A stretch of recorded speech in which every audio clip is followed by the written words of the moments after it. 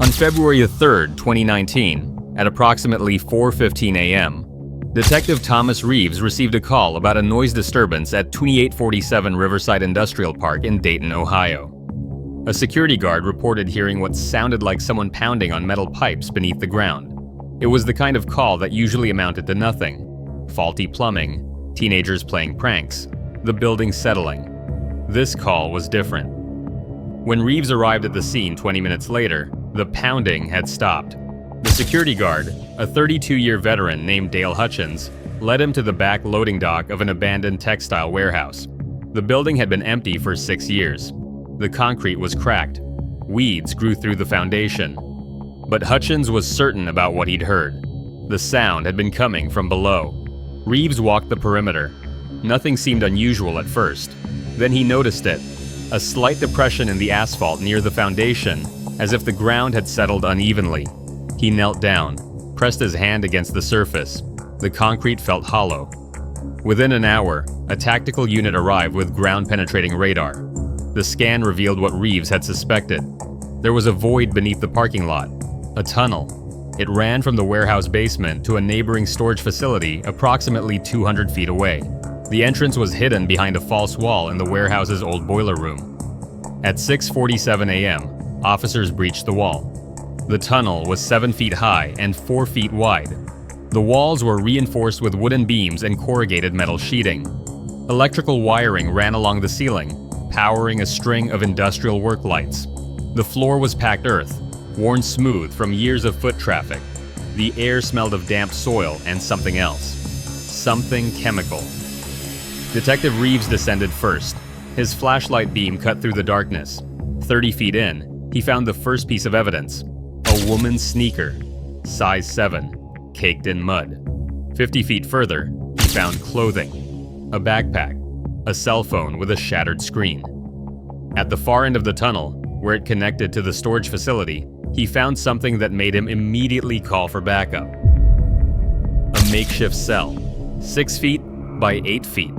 A mattress on the floor, restraints bolted to the wall, empty water bottles scattered across the ground. And on the concrete wall, scratched into the surface with what appeared to be a nail or piece of metal, were 17 tally marks. Someone had been held here for 17 days. The question was, who? Her name was Lauren Briggs. She was 24 years old, a recent graduate of Ohio State University with a degree in graphic design. She lived in a studio apartment in downtown Dayton and worked freelance while building her portfolio. She was ambitious, meticulous, and careful about her safety. She kept pepper spray in her purse. She shared her location with her mother. She never walked alone after dark. None of it had mattered. Lauren disappeared on January 16, 2019, 18 days before the tunnel was discovered. Her mother, Susan Briggs, reported her missing when Lauren failed to show up for Sunday brunch, something they did every week without exception. Susan called Lauren's phone 17 times. Every call went straight to voicemail. The last confirmed sighting of Lauren was at 11:32 p.m. on Friday, January 15th. Security footage from her apartment building showed her returning home from a client meeting, carrying her laptop bag and a coffee. She entered the lobby, checked her mailbox, and took the elevator to the 4th floor. She never left, or so it appeared. The initial investigation treated Lauren's disappearance as a voluntary missing person case. She was an adult. There were no signs of forced entry. Her apartment was neat and undisturbed. Her car was in its assigned parking space.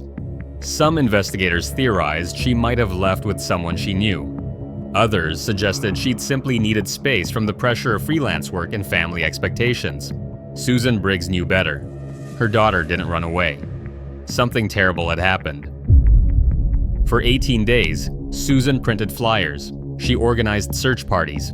She appeared on local news broadcasts, pleading for information. Tips came in, dozens of them, but none led anywhere. A woman matching Lauren's description seen at a gas station in Cincinnati. A similar-looking person spotted at a bus terminal in Columbus. Every lead was investigated. Every lead was a dead end. The case was going cold. Then Detective Reeves found the tunnel.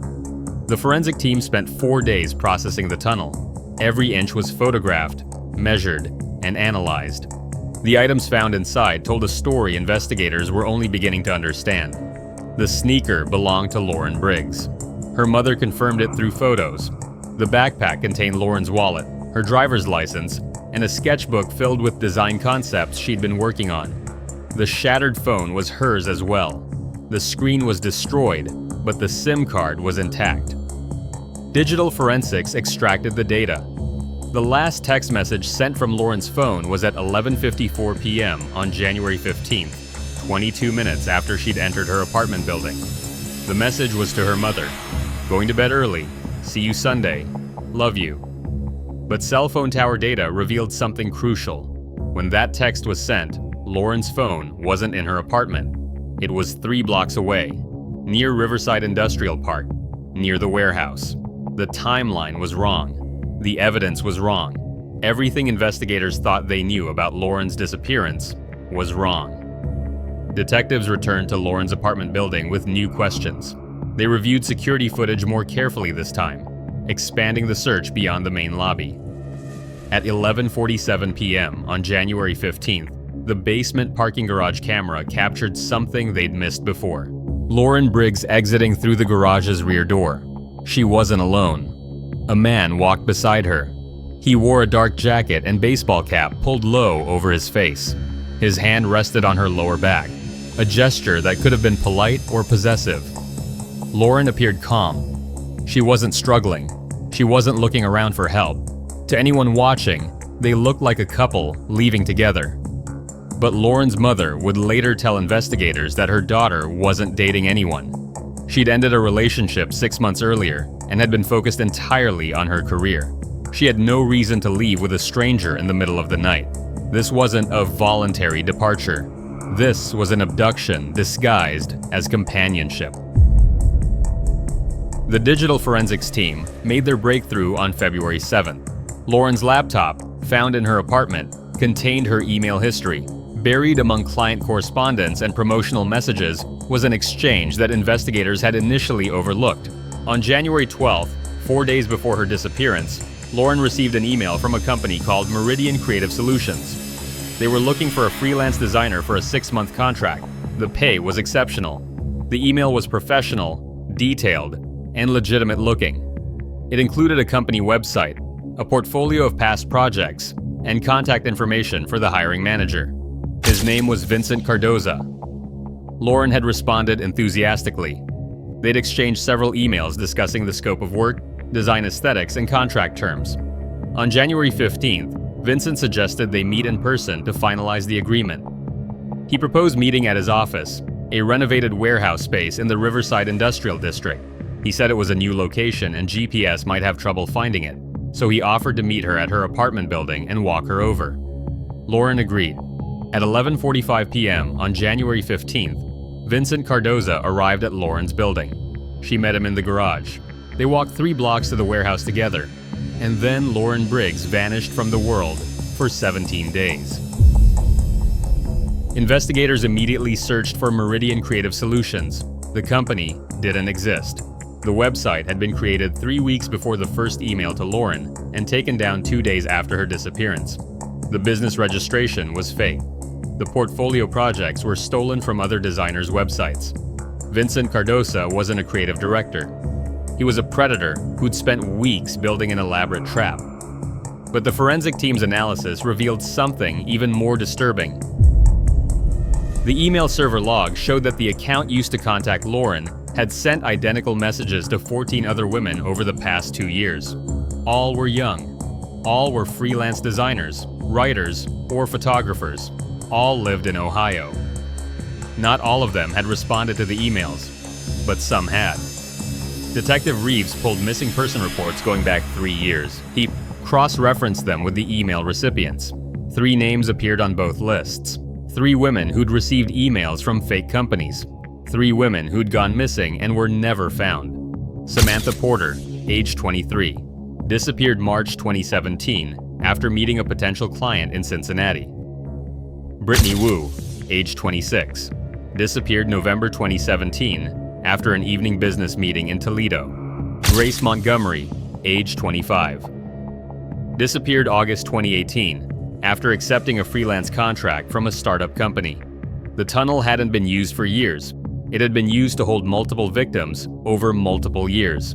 The hunt was no longer for one missing woman. It was for a serial predator who'd been operating in plain sight since at least 2017. Vincent Cardoza's identity turned out to be an alias. His real name was Vincent Robert Cardoza Mendez, age 38, a former warehouse supervisor with a history of stalking charges that had been dropped due to insufficient evidence. He'd worked at various industrial facilities across Ohio, always in positions that gave him access to empty buildings and knowledge of facility layouts. He was also a ghost. No current address, no active bank accounts, no cell phone records. His last known employer was the textile warehouse where the tunnel was discovered. He'd worked there for 3 months in 2016, before the facility closed. That's when he'd likely built the tunnel, using his access to the building and the storage facility next door. A statewide manhunt was launched.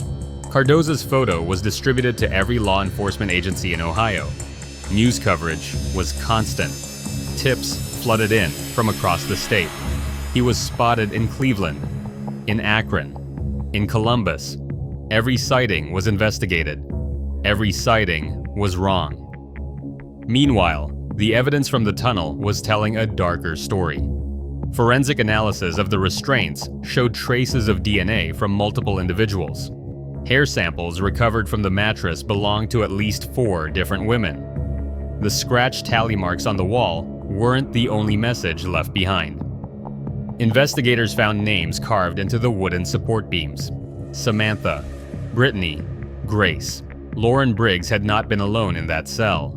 She was the latest in a series of victims who'd been held, exploited, and then moved or disposed of. The 17 days she'd spent in the tunnel were only a fraction of her ordeal. The question that haunted every investigator was simple and terrible. Was Lauren still alive? On February 12th, a breakthrough came from an unexpected source. A homeless man named James Kellerman, who frequently slept in abandoned buildings around the industrial district, came forward with information. He'd seen a man matching Cardoza's description 3 days earlier, entering an old auto repair shop on the east side of Dayton. The shop had been closed for 2 years, but Kellerman insisted he'd seen lights inside at night, movement behind blacked-out windows. Detective Reeves obtained a warrant within the hour. The tactical team surrounded the auto repair shop at 3:22 a.m. on February 13th. The building was dark and appeared abandoned, but thermal imaging detected a heat signature in the basement. Someone was inside. Reeves gave the order to breach at 3:30 a.m. The team entered through the front and rear simultaneously. The main floor was empty, just gutted work bays and rusted equipment. But there was a door to the basement, secured with a heavy padlock. They cut through it in seconds. The basement was furnished like a living space. A cot, a camping stove, shelves stocked with canned food and bottled water. And in the corner, chained to a support beam, was Lauren Briggs. She was alive. Barely. Lauren had lost nearly 30 pounds. She was dehydrated, malnourished, and suffering from infected wounds on her wrists and ankles where the restraints had cut into her skin. She couldn't stand on her own. She couldn't speak coherently. When officers approached her, she flinched away, her eyes wide with terror. Vincent Cardoza was not in the basement. He'd left sometime in the night, likely spooked by increased police presence in the area. But he'd left behind enough evidence to bury himself. Laptop computers, external hard drives, folders filled with photographs, identification documents, and detailed notes on dozens of women. Cardoza hadn't just been abducting women. He'd been documenting everything. Lauren Briggs was transported to Dayton General Hospital at 4:05 a.m. Her mother was notified immediately. Susan Briggs arrived at the hospital before dawn, clutching the flyers she'd been distributing for 28 days. Those flyers were no longer needed. Her daughter had been found. The manhunt for Vincent Cardoza intensified. He'd been hours ahead of police, but he'd made a critical mistake. He'd taken his laptop with him, which meant he'd need to access the internet eventually. Digital forensics set up monitoring on his known email accounts and online storage. On February 16th, Cardoza logged into his cloud storage from a library computer in Youngstown, Ohio, 70 miles north of Dayton. Police were notified immediately. A tactical team descended on the library within 15 minutes. Vincent Cardoza was arrested without incident at 2:47 p.m., sitting in the computer lab, desperately deleting files. The files were already backed up. Every image, every video, every victim. The evidence seized from Cardoza's digital storage painted a picture of calculated, methodical predation spanning more than 5 years.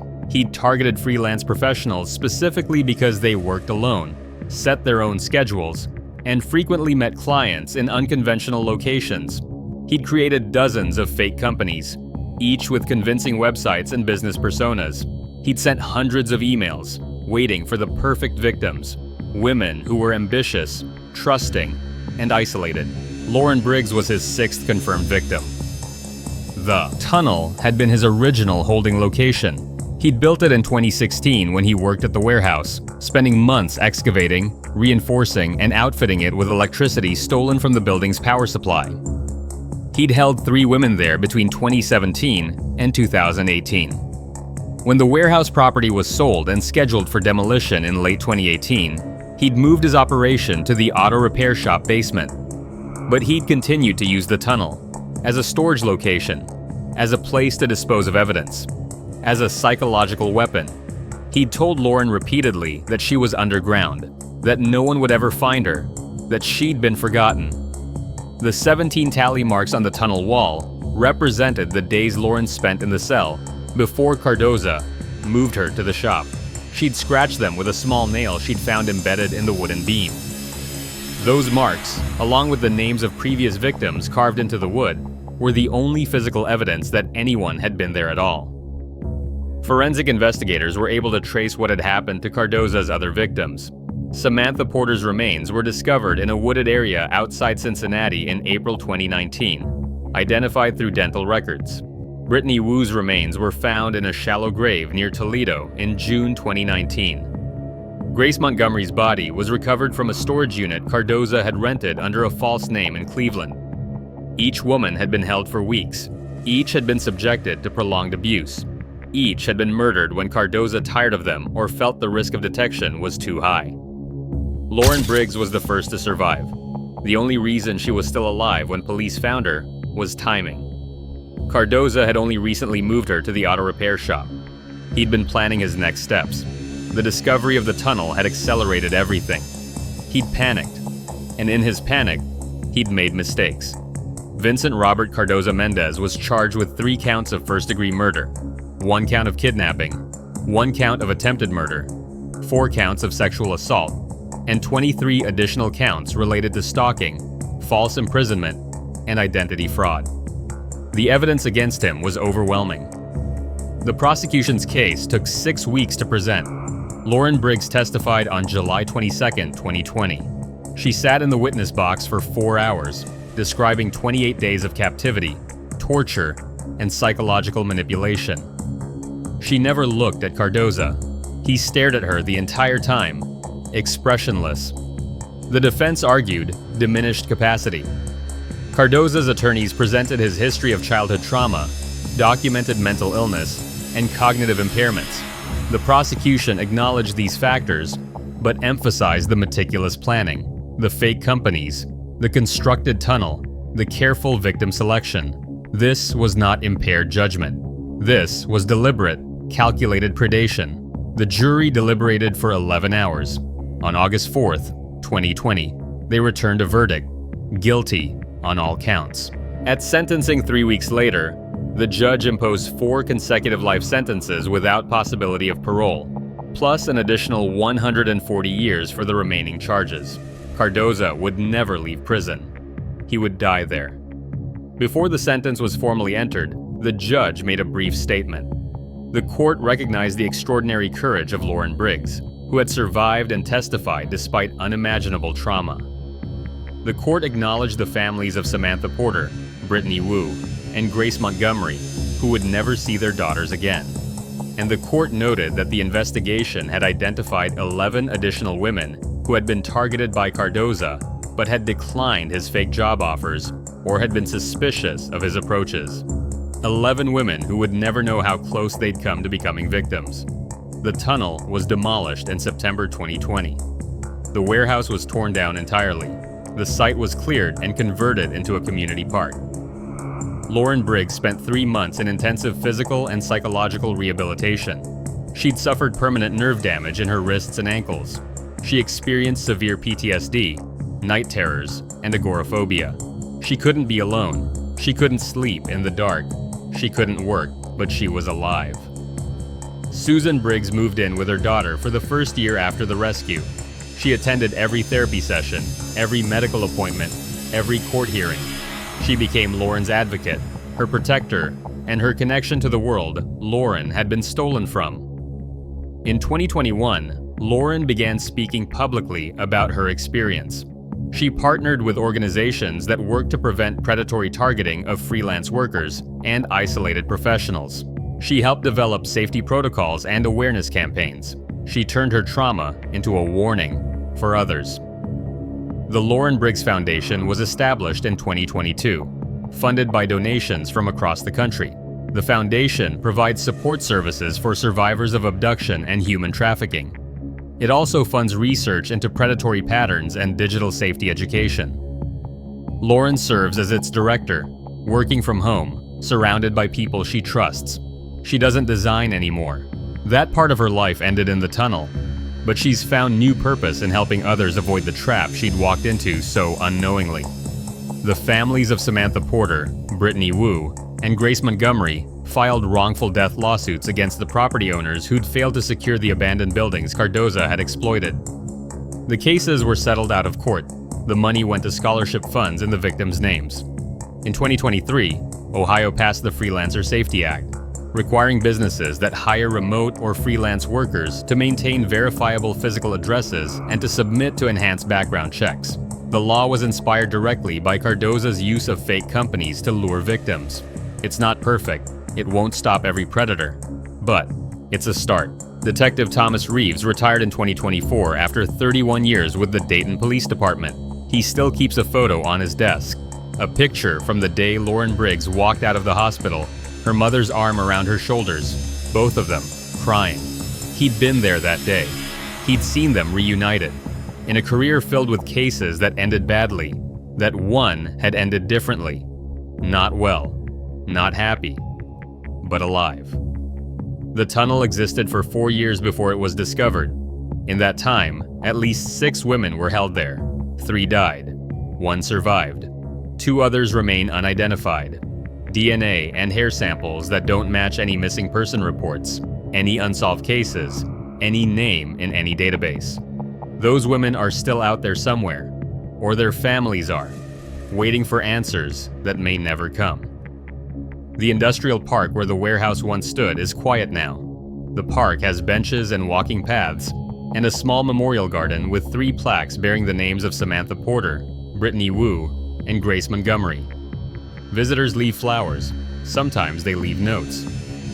Lauren Briggs has never visited the memorial. She doesn't need to. She carries the weight of survival every day. The knowledge that she lived when others didn't. That her rescue came in time when theirs came too late. It's not guilt. It's not shame. It's just the truth she lives with. She was in that tunnel for 17 days. She scratched 17 marks into the wall to prove she existed, to prove she was still human, to prove she wouldn't be forgotten. Those marks are gone now. The tunnel is gone. The warehouse is gone. But Lauren Briggs is still here. That's what matters most.